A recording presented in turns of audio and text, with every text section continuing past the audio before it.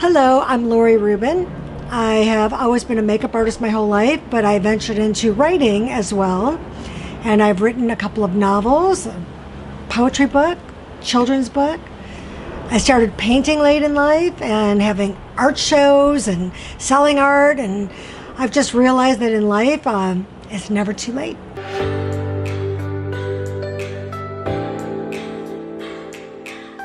Lori, you have done so many things, and I love that you say that it's never too late. But before we get into any of that, what do you think people's first impression of you is? Dingy, flighty, wacko. But they always come around and say, you're nothing like I thought you'd be. You are absolutely nothing. Since I'm a little kid, people always say you're nowhere near like who I thought you were.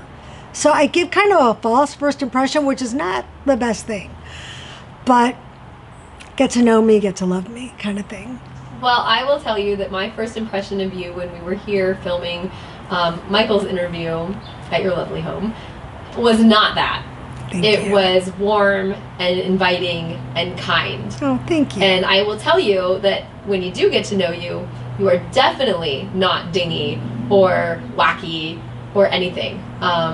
And I know that you mentioned in your intro that you write. I've actually read your book, which we will talk about in a little bit.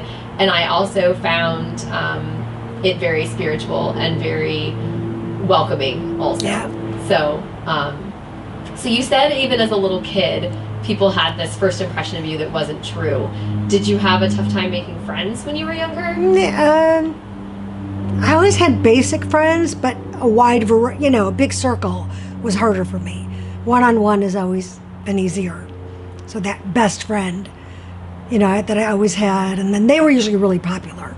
And I was the Ed McMahon to the Johnny Carson. If you are old enough to get that, then great.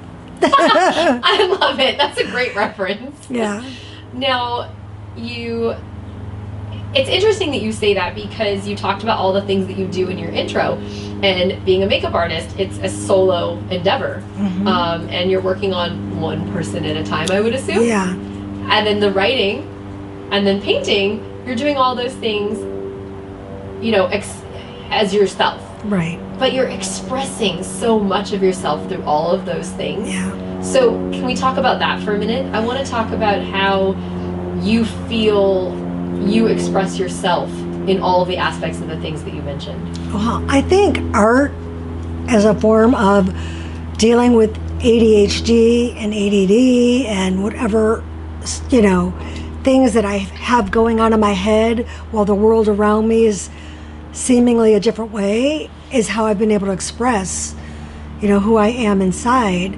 Makeup, that's just easy for me because that's one-on-one, and I can really just connect to one person at a time and focus in.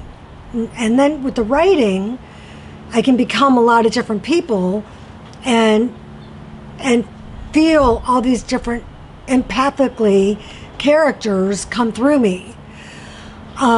Painting, just throwing it down and just like, whether it's rage or anger or love or compassion, I'm able to put that out.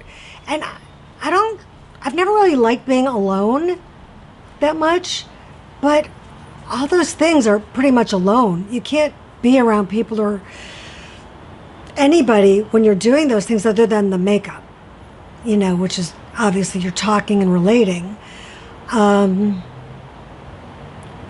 But I never expected to do those things. I never expected to write novels. I never expected to paint. That all came through periods of deep pain. And I always say if I'm not creating, if I'm not producing art, I'm probably pretty happy. I haven't produced in a while. So, pretty happy right now. So you use your art as an outlet Mm-hmm. to release stress, anger, anxiety, tension. Very cool. Deep pain. Therapy. Cathartic. The therapy aspect is phenomenal. It goes along with everything else. I've heard other people say that do art too, that it is very therapeutic for them to unleash onto the canvas or whatever material, their medium they're using to paint on, or draw on, whatever it is, but to be in that moment and let it all Like out. the Xbox. I didn't actually know what was going to happen as I was writing. I'd go home every day, or even take my computer to work in between clients and just be like, what's going to happen? What's going to happen? You know, like I didn't know. And so every day I was going to find out what was going to happen because I was on the journey with the characters. It wasn't me from my brain. It was just like downloading through me onto my fingers, onto the computer, into the page. Well, And it was exciting. And it was really, I got into very high meditative states at some points because the second half of the book, as you know, because you read it, is a one-on-one journey with a mystical master, shaman, facilitator in India. And the different healers in India that the character went to, on a few of them, I became into this at one point, I looked around my room. I was alone going, why is nobody here to see me levitating? Like, I literally was like, is this real? Like, is this happening? And I went to places I didn't even know I could go by myself. I knew I could go there with a facilitator, but I didn't know on my own that I could ever get to those high levels, frequencies. What you were capable of. I think that's incredible, and I definitely want to dive into the book, especially because I've read it and I think it's amazing. But before I do that, what is something that would surprise people to know about you? Probably that I'm deeper than I seem, or that I'm actually a lot more serious than I seem. Or Let's talk about the book, because you talked about what you felt when writing it. What made you start writing it? this particular one was actually a spin-off of another book called Red Swivel Chair. And that one took about 3.5 years to write. And I was in the process of editing and getting it published and book designer and all this stuff. And then this, somehow the name, the Xbox, came into my head. And then I don't know what happened, but it kind of catapulted. And all of a sudden I had this idea and it sparked, and all of a sudden I was putting down names of characters, and where did that come from? I didn't know where any of it came from. It turned out that this was in the future for the Red Swivel Chair. So the characters in Red Swivel Chair were younger, and then in this book, that's why I thought this was the sequel. They were 30 years later. But then I thought this book was better, and it was different because it came through me at such a velocity, and the other one was more based on reality, that I wanted to put this one out first. So I made Red Swivel Chair the sequel. And looking at it, it's the only way it could have been. And I don't even know if I'll even publish Red Swivel Chair. Maybe I just needed to write that book to have this book come out. I don't know. So tell those who are watching, because I obviously know because I read it. So tell, and I'd love to hear it actually in your words. So tell people that are watching what the Xbox is about. It's a multi-dimensional relationship book. Grandmother, daughter, granddaughter, and their relationship. And it's spiritual, mystical and supernatural, but it's very mainstream. It's dealing with death and healing and relationships. And like I said, mysticism, love, forgiveness, grief. You know, it covers a multifaceted amount of emotions and play. Like anybody could relate to it on some level.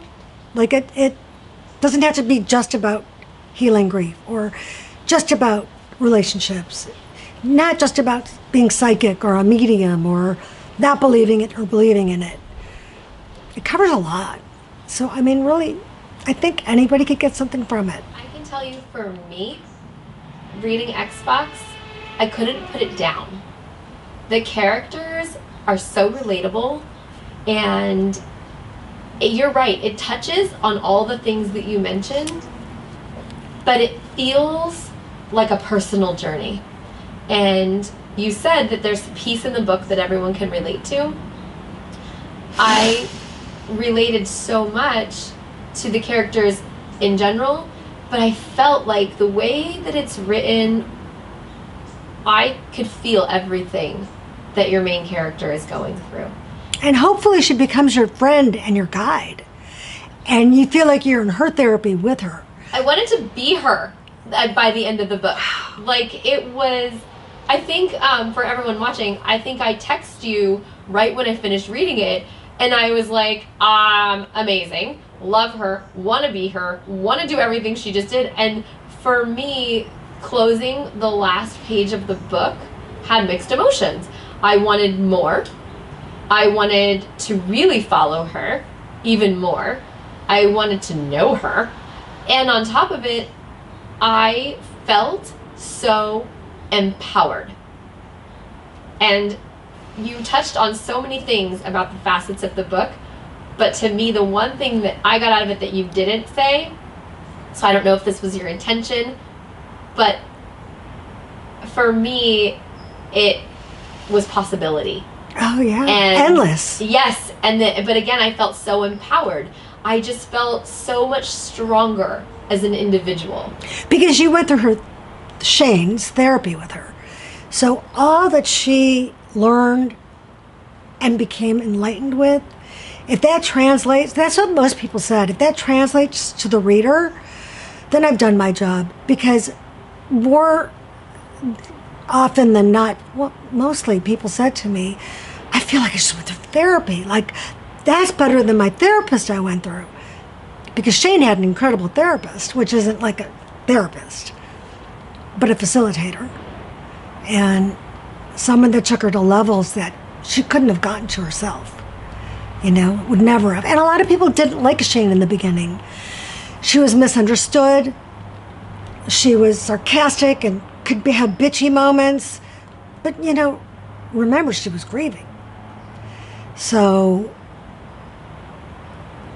you know, she didn't like herself. And until she learned to love herself and accept herself and to come to terms with her grief and healing, then all of a sudden you want to be here. You want to have that journey. I mean,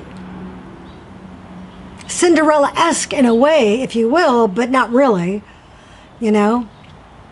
But in terms of awakening and seeing the bigger picture, absolutely. And like you said, the endless possibilities is exactly how that book ended and made you feel, and it left me wanting more. So I'd love to read about the energy that you felt writing it and where it came from in terms of the book you were writing originally. Where did the idea for the characters come from? Me, my daughter,